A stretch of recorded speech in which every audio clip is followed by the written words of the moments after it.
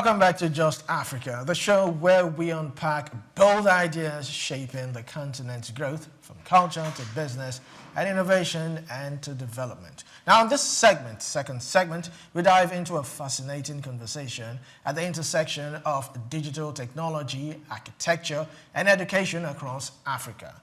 Rapid urbanization is challenging how we design and build our cities, while education systems are racing to equip young people with skills for a digital-first future. So the question now is, how can digital tools help us reimagine African architecture and education to create a more sustainable tomorrow? So our second topic for today is expanding digital technology to advance African architecture and education for a sustainable future.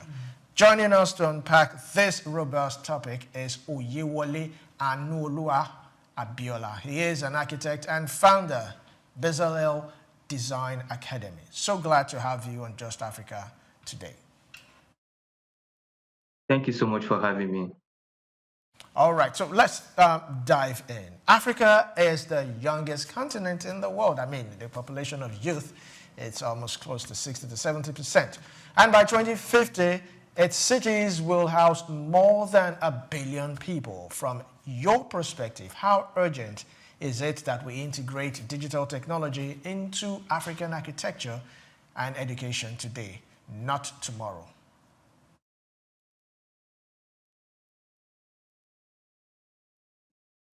Technology is revolutionizing the design, the experience, the studio, because now the practice has evolved to a more digital-driven practice, more because of the complexity of the structures of the buildings that we have now. So these tools, they allow students and even professionals to visualize the outcome before a brick is being laid. So designs, buildings can now be tested, they cannot be refined before the execution, which offers us fewer errors, smarter buildings, and a faster delivery. So technology is coming up to offer us a more efficient design process, a more efficient and optimized construction process, and even post-occupancy. Okay, so we hear the saying these days that technology can print a house in 24 hours now. And people are like, how? How is this possible? Because we're talking about this, we're talking about the future of Africa in architecture and in education. So how do you want us to believe this? That in 24 hours, a house can be printed? All right, yeah, we have what we call 3D printing, and this is not for construction solely, but for us to examine the potential outcome of what the development has to offer. So if we relate this to a timely project delivery, we'll be talking about the opportunities that comes with prefabrications, and this is an opportunity that only technology can provide. This prefabrication is done coherently with building information modeling. So you can get certain data, you can get sizes and dimensions of some of these building components that you need. So once you have this information, you can go ahead and interact with industry stakeholders, those at the helm of production affairs. So they go ahead and produce these things, and they make them ready for assembling. So with this system, we are sure that construction delivery can be done more faster than ever before. Before Lumide takes you on the next question, we know our African home style. It used to be bamboo, mud, and all those styles. How now? My question is it possible to design an African home with a computer, but still keep that our style, still keep our homes warm, still, those things that make our African houses unique? Is it still possible to bring them all together? Oh, yes, absolutely. It's very possible. Technology should not erode traditions. Technology should not erode culture. Technology should not erode wisdom. You see, what we used to do before, they are simply wisdom And now, if we want to do those things even more efficiently, it should be technology plus the wisdom, technology plus the tradition. We shouldn't say there's technology now, so we no longer need a window. The building is not going to function optimally. So we should integrate technology with what we used to do before. It shouldn't be that technology makes us to isolate ourselves or isolate a particular process in the built environment. Things should go on coherently, irrespective of the building material that the professionals may want to use. In fact, these materials offer more than just cost benefits. These materials ensure that the building is responsible to the environment. The construction system is responsible to the environment. Being responsible to the environment, I mean that because someone wants a mansion, it does not impact the environment in such a way that the neighbor or the next person in that environment at a mile away cannot breathe quality air. So we should look beyond these alternative building materials as just something that either reduces costs, but even look at the global picture of their responsiveness to the environment. Thank you very much. Now, architecture is more than buildings. It shapes how people live, connect, and thrive. So I'd like to take you up on the last question before this one that my colleague asked you. How can digital tools like artificial intelligence, 3D modeling, smart design, how can it transform the way we build African cities? So these tools allows us to now simulate. We can see what's going to be before it is. These tools offer what we can call green design because we now can integrate technology into every bit of the process. Now we can examine what are the pros, what are the cons of this particular design construction technique that we're adopting. And with this, we're sure that the end product, because at the end of the day, whatever it is that we're building will be used. And that's the whole essence of spending time, spending resources. We want to ensure that at the end of the day, it fits the specific function. So this function can be simulated. We can now examine the parameters that will be used in the construction. We can examine it against when it is built. Unlike before you get an effect of what a building would impose on the environment, that building must have been built. But now, technology allows us to see the potential impact of this building on the environment. So we have robust database to simulate. We have this same database that allows the professionals on this project to ensure that they are doing according to what fits that environment. So they have a database on geospatial analysis. They know what the environment is about, what's the air quality in this environment. They also know the characters of the building they want to build in that environment. So if they examine the parameters of the environment and also that of the building, the structure they are proposing for that environment, then they will be able to make guided decisions, informed decisions that will not harm the environment. Thank you very much. So can technology help Africa? I mean, the future is green energy, 0% carbon emission. So can technology help Africa avoid the mistakes of Western urban sprawl and instead design cities that are greener, more inclusive, and more African in identity?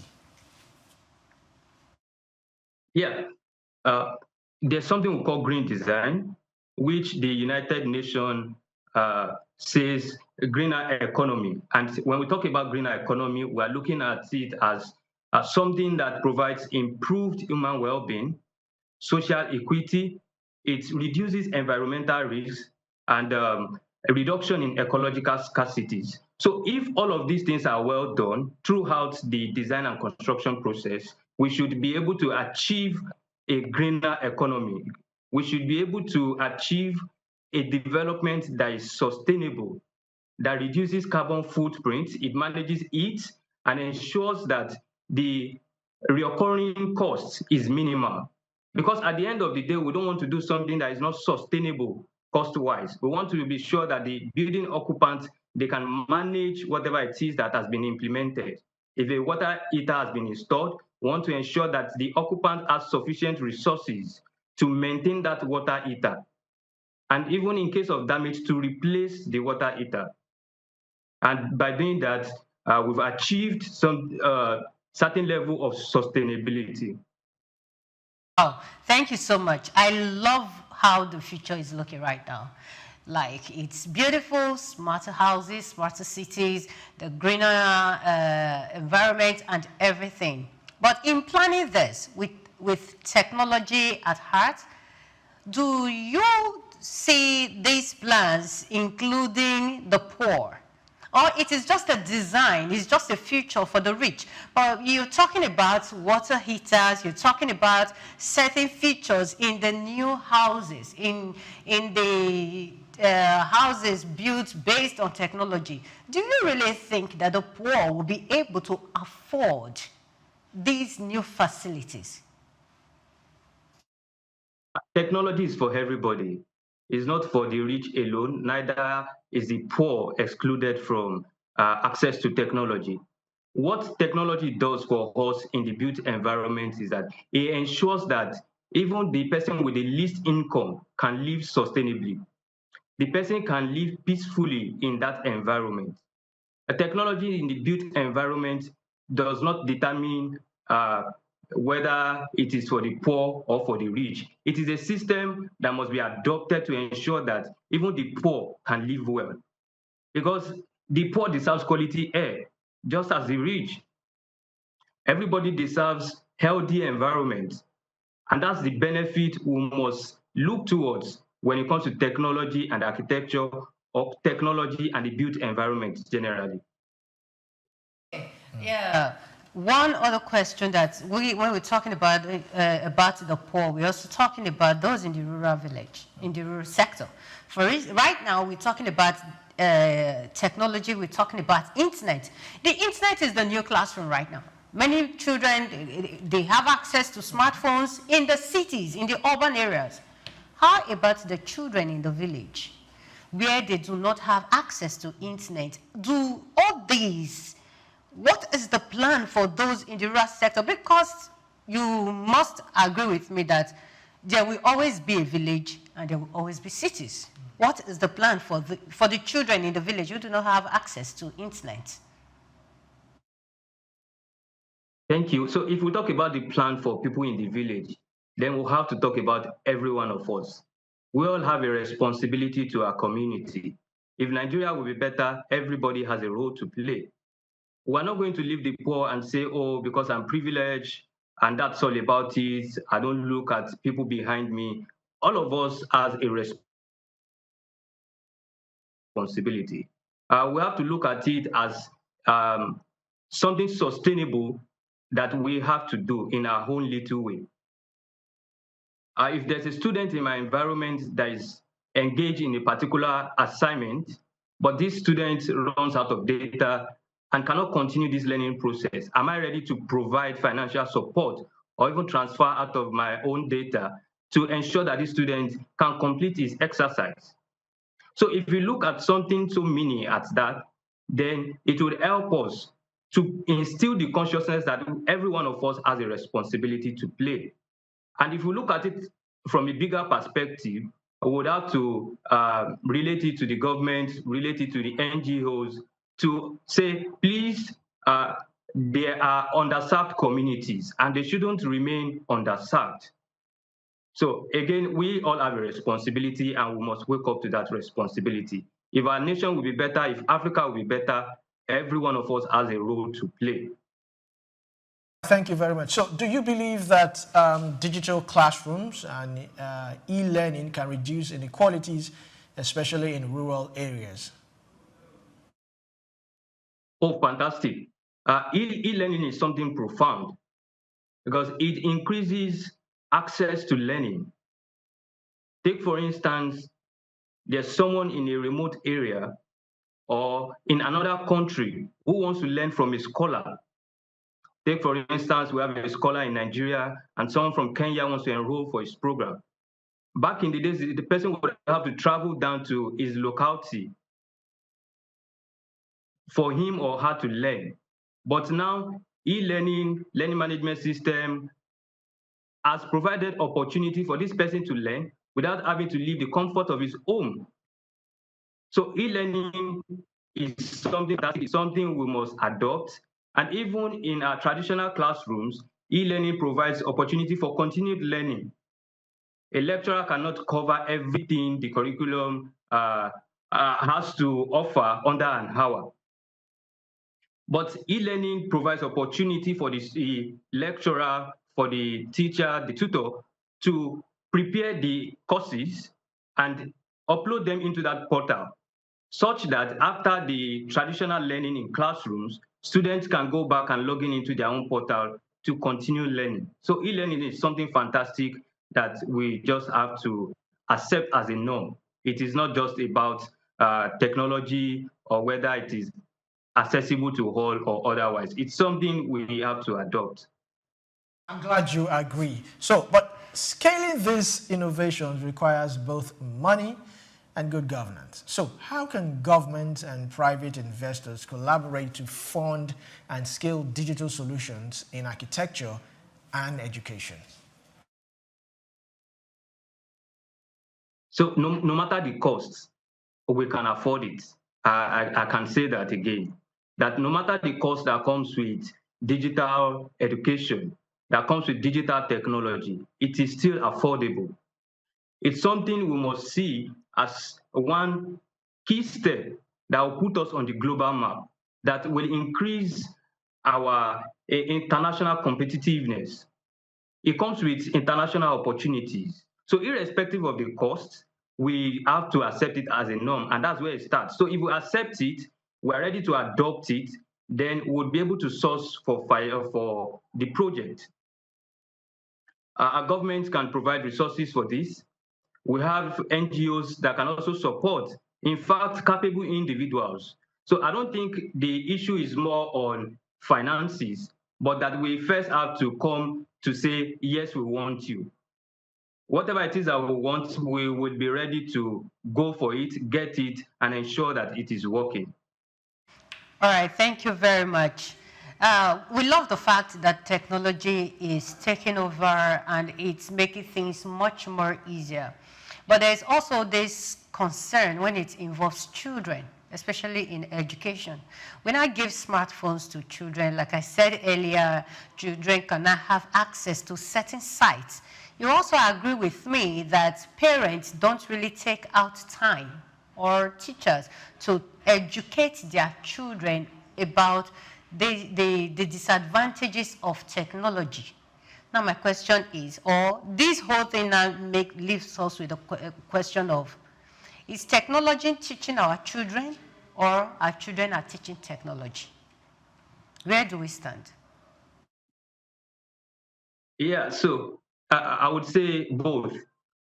Because if we look at AI, AI functions better on improved information. And who is feeding AI with this information? It's the users. So that's why I agree that technology is impacting us and we're also impacting technology. But looking at it from the aspect of, okay, how about children? Again, we would have to talk about sustainably living. If I'm building a particular app, I should think sustainably. I shouldn't include certain things that I know is hazardous to a particular demography. So parents also have that responsibility to make out time to educate their wards on what to do and what not to do. And thankfully, some of these devices allow for parental restrictions. So parents need to be sensitized on the importance of restricting certain things on the device they are giving to their children. And with this, I'm sure that we would have a well-informed, responsible children as they grow. Okay, so I want to ask again, when it comes to technology, there are so many things that really raise concerns. Right now, we now have what we called half-baked graduates, because people no longer pay attention to the hard copies. People no longer actually carry out researches. We just type in a query, and the AI pops up answers for us. Now, how does these still technology affect our educational system in Africa? Do you really think that the graduates we are producing right now, they are standard enough to compete with other graduates from other continents in the world? All right, so I would like to create a scenario to say that there's no difference between the learning style. It is just how we learn. When we go to class, we have a tutor who stands before the class to lecture. And then when we adopt technology, there's also someone behind whatever information we get that provides the data that we have as results. So the onus lies on the recipient of this information. Either a student is learning through the traditional method or the person is learning digitally. What this person makes out of the information is what truly matters. So as individuals, we need to continue to sensitize people around us that, come, learning goes beyond la cram, la pour. You just read to store in your head and then write to pass exam. It goes beyond that. So again, however we learn, the result of learning is not a factor of the type or which technology we adopt. The result of learning is on the person learning, it's on the students. Yes, we would have to look at it from a broader perspective to examine curriculum, to also look at the competency of the tutor. But aside all of these things, the key factor is the student. Because whatever it is that a student learns in an institution, after graduating, learning does not stop. So continued learning is something that we all have to adopt as a norm. We just have to continue learning and learning and learning and learning and make the best use of whatever it is that we have learned. All right, thank you very much. Africa, they say, is known for consuming a whole lot. Whatever you bring in, it's a ripe market that, foreign countries, foreign nations bring in so many things, technologies here and there, and we consume a lot. But the broader picture, what policies are urgently needed to ensure that Africa isn't just consuming imported digital tools, but actually building its own technologies? If we're looking at policies that can help us towards sustainable technology use or investments that we can put together to ensure that we are not at the back, we are not lagging behind when it comes to digital education or digital practice, then we would have to talk about collaboration with industry experts. There are certain stakeholders that are causing the difference in what we experience. Let's look at the Industrial Revolution. These are not acts of God. There are certain individuals behind the scene that are tweaking these things, and we must collaborate with them to increase awareness, to equip tutors in our institutions so that they can also impact the students appropriately at the head. So digital awareness, we must collaborate with industry experts, and we must continue to learn. Our tutors must upskill, they must relearn everybody. Digital technology is a norm, it has come to stay, we cannot refute it. To buttress that would be accreditation requirements. Accreditation is a particular exercise that ensures that standards are being met. Certain things are provided in an institution where a student is learning. But beyond all of these things, there must be money on ground. All right, thank you so much. So I want to ask now, how do you see architectural education shaping Africa's cities in the next 20 years? Fantastic. Fantastic. So the digital architectural education is producing already architects who think beyond buildings, because now there's more beyond just designing. You have to think more about the science that makes the building work. So you have to look at the contextuality of your design. Uh, I say that sustainability when it comes to architecture or design is simply design for us, build for us, and build with what we have. And at the end of this thing, we would have architecture that we will all be proud of.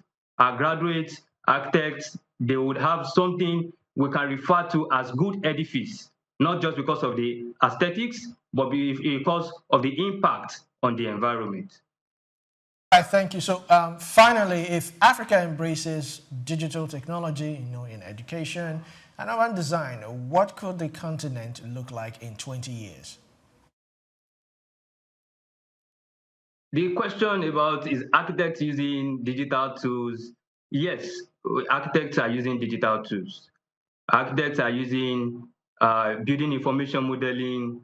Architects are using artificial intelligence to get certain parameters. Architects engage tools that could give them geospatial information. What's the temperature in this particular environment? What type of fenestration should I provide? What's the number of the fenestration? As this information is no longer on assumption, but thanks to technology for this thing. So architects are using digital tools. There's CAD, which has transformed us from manual drafting to computer-aided design. There's 3D printing and fabrication and many more. Okay, I think the next. Okay, thank you very much, Oyewale Anuolua Abiola. Thank you for your powerful insight. Thank you for coming to Just Africa today. Thank you for having me. Welcome. Yes, quite an interesting topics we've had today. In fact, cybersecurity, digital learning and architecture. It's quite interesting. I think Africa is moving towards the promised land, if I may use that word. I'll agree with you. We are actually moving. We are not where we were, and we are not there yet. Yes. So I don't just want to assume that, okay, we are there now. No, there's still a whole lot to do, especially the last topic we talked about now on technology, architecture and technology. Yes. It's high time we let the younger ones understand that architecture has grown beyond paper and pen. You don't have to, when they say architecture, days ago, I was telling someone that we were just having a conversation on architecture, and the person said, tell him to come and draw me now. I'm like, architecture has gone beyond that. So the use of computer. So I would even encourage parents, maybe during the holidays, instead of looking for another summer class where they will teach what we teach when school resumes and all that, why don't you look for places where they do this computer teaching on how to use the 3D, how to do, there are so many things that students can actually learn, especially those ones just leaving secondary school that are waiting for results, you understand? So there is a whole lot. So we shouldn't just sit back, fold our hands and say, okay, it is the traditional method. A whole lot is going on right now, and it is to our benefit if we can key into it now. Because the world is not waiting for us. yes. They are moving. So if we don't move at that pace, we will be lacking behind. Then again, whatever the government is doing, whatever individuals are doing, whatever companies are doing, private sector, or whatever it is, please always have the rural people in mind. That child in the village needs electricity. That child in the village needs internet. That child, like one of the questions you asked, was it during the first section? I don't know, but you said, can a child in the village be able to compete with a child in the city when you place them side by side? So it's a whole lot. So whatever plan it is, I feel that yes, it's high time we plan for those people in the village, because When we say cybersecurity, this, we are talking about those of us in the cities. How about them? It's important to think about them. Vulnerable. Yes. All right, so digital technology is not just a tool. It's a bridge between Africa's challenges and its opportunities. If applied wisely, it can redefine our cities, it can transform our schools, it can set a foundation for a sustainable, prosperous future. Special thanks to all our guests for today on Just Africa. Thank you for joining us on Just Africa. Now, until next time, let's keep asking the big questions that shape Africa's tomorrow. I am Olumide Shokoya. Thank you for joining us.